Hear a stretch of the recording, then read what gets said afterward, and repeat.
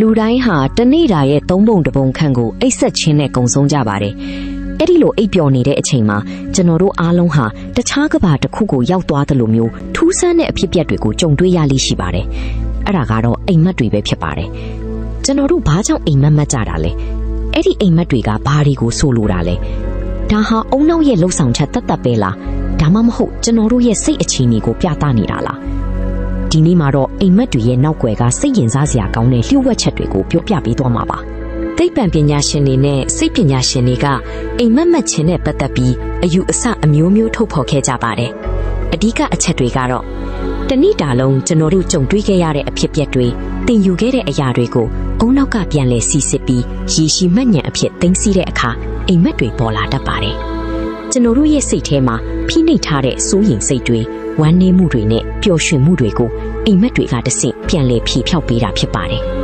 ဒါကြောင့်တခါတလေအိမ်မက်ထဲမှာကြောက်စရာကောင်းတာတွေကြုံရတာဟာလက်တွေ့ဘဝကစိတ်ဖိစီးမှုတွေကြောင့်ဖြစ်နိုင်ပါတယ်အချို့သောအိမ်မက်တွေကကျွန်တော်တို့ကိုအန္တရာယ်ရှိတဲ့အခြေအနေတွေမှာဘယ်လိုတုံ့ပြန်ရမလဲဆိုတာကိုအုံနောက်ကကြိုတင်လေ့ကျင့်ပေးနေတာလို့လည်းယူဆကြပါတယ်အိမ်မက်တွေဟာဓာတ်ရိုက်အထိပ္ပယ်ထက်သင်္ကေတတွေနဲ့ဖော်ပြလေးရှိပါတယ်အတွေ့ရများတဲ့အိမ်မက်အချို့ရဲ့စိတ်ပညာအဓိပ္ပာယ်တွေကိုကြည့်ရအောင်နံပါတ်1အချက်ကတော့အမြင့်ကနေပြုတ်ကျတဲ့အိမ်မက်ပါဒါဟာလက်တွေ့ဘဝမှာအခြေအနေတစ်ခုကိုမထိန်းချုပ်နိုင်တော့ဘူးလို့ခံစားရတဲ့အခါဒါမှမဟုတ်တစ်ခုခုကိုဆုံးရှုံးရမှာကြောက်တဲ့အခါမျိုးမှာမှတ်တတ်ပါတယ်နံပါတ်2အချက်ကတော့တစုံတစ်ယောက်ကလိုက်ဖမ်းတဲ့အိမ်မက်ပါဒါကတော့လက်တွေ့ဘဝမှာတင်ရင်ဆိုင်ရမှာကြောက်နေတဲ့ပြဿနာတစ်ခုခုဒါမှမဟုတ်တာဝန်တစ်ခုခုကနေထွက်ပြေးချင်နေတာကိုပြသနေတာပါနံပါတ်3အချက်ကတော့ပြန်တန်းနေတဲ့အိမ်မက်ပါဒါဟာလွတ်လပ်မှုကိုခံစားရတာကိုယုံကြည်မှုရှိတာဒါမှမဟုတ်အခက်ခဲတွေကိုကြော်လွှားနိုင်တော့မယ့်အခြေအနေကိုဆိုလိုပါတယ်နံပါတ်4အချက်ကတော့တွားကျိုးတဲ့အိမ်မက်ပါစိတ်ပညာအရာတော့ကိုယုံကြည်မှုညှော်နှီးနေတာဒါမှမဟုတ်လူကြားထဲမှာအရှက်ရမှာကိုစိုးရိမ်နေတဲ့စိတ်ကြောင့်ဖြစ်တတ်ပါတယ်အိမ်မက်ဆိုးတွေဟာအများအားဖြင့်စိတ်ဖိစီးမှုကြောက်ရွံ့မှုဒါမှမဟုတ်စိတ်တန်ရာတွေကြောင့်ဖြစ်ပေါ်လာတာပါ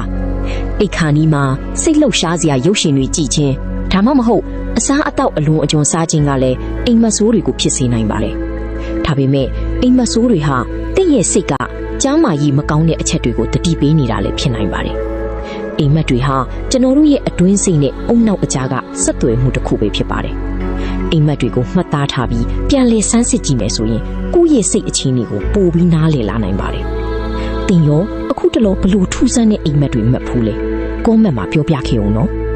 အခုလိုစိတ်ဝင်စားစရာကောင်းတဲ့အကြောင်းအရာတွေကိုနေ့စဉ်တင်ဆက်ပေးနေတာမို့လို့ကျွန်တော်တို့ရဲ့ channel လေးကို like နဲ့ follow လုပ်ထားဖို့မမေ့ပါနဲ့ဦး